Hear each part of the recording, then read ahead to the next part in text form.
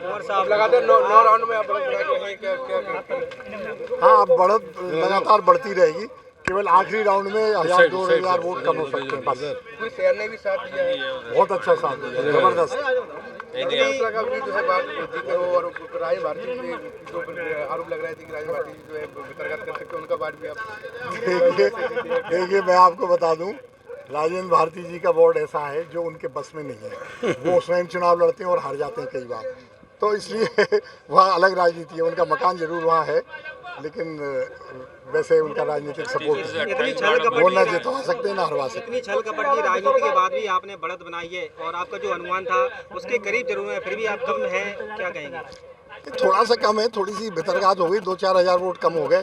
थोड़ा भीम आर्मी भी बढ़ गई उम्मीद से थोड़ा ज़्यादा, इसलिए थोड़े कम हो गए, वरना 15 से 20 हज़ार तक लीड जानी चाहिए। इसमें क्या प्लानिंग आपकी काम में नहीं है? आपने प्लानिंग तो आपकी काफ़ी बड़ी थी। अब कई चीज़ें हैं, वो तो बैठ के समीक्षा करेंगे, हर वार्ड की रिपोर्ट लेंगे फिर करेंगे। आपके कितने आरोप लगे, आपने भी लगाए हैं, और जो परिणाम है अपेक्षाकृत आपके हिसाब से नहीं आया, जो आपके 25,000 का दावा था।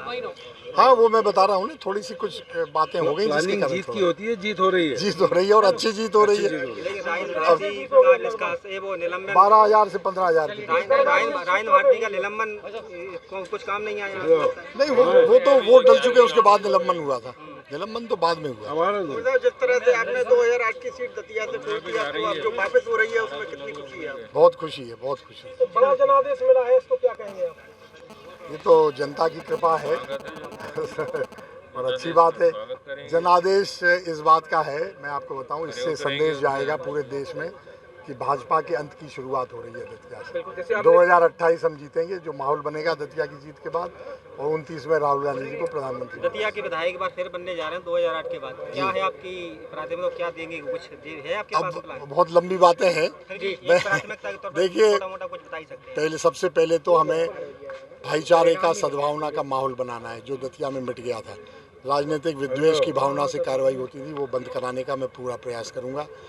आपसी भाईचारा बढ़े, जातिगत उन्माद न हो, सांप्रदायिकता के आधार पर विषमोहन न हो, ये सब है। जुआ, सट्टा, कट्टा और नशीले पदार्थ जो बढ़ गए हैं उसको कम किया जाए, युवकों का भविष्य सुरक्षित रखा जाए, ये पहली प्राथमिकता है। उसके बाद विकास है, सब है, हमारी पुरानी विरासत है, उसे भी संजो के रखना है। जैसे कि आपने कहा था भैया यार, नर्मदा केयर अस्पताल छतरपुर का एकमात्र सर्व सुविधा युक्त अस्पताल, जहां 24 घंटे मिलती है आपातकालीन और नियमित चिकित्सा सेवाएं। कुशल और अनुभवी डॉक्टरों की सबसे बड़ी टीम जो करती है आपकी कंप्लीट केयर। क्रिटिकल केयर के लिए सबसे आधुनिक आईसीयू वार्ड, जिसमें उपलब्ध है ventilator, ECG, TMT, echo, ultrasonography, CT scan, X-ray, phototherapy, dialysis और पैथोलॉजी की संपूर्ण सुविधा। मानवीय चिकित्सा मूल्यों पर आधारित सभी प्रकार के ऑपरेशन का लाभ पाएं।